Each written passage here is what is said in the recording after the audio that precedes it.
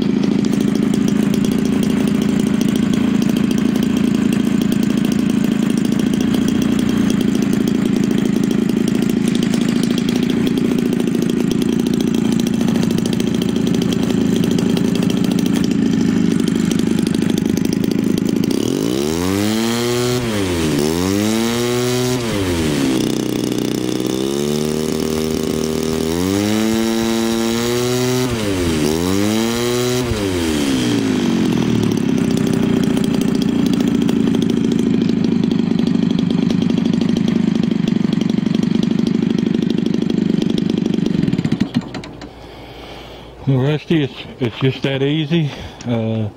These Homelite 30s, man, they make crazy strong power, but it's all adjusted. It looks beautiful. That's it there. Ready to mount.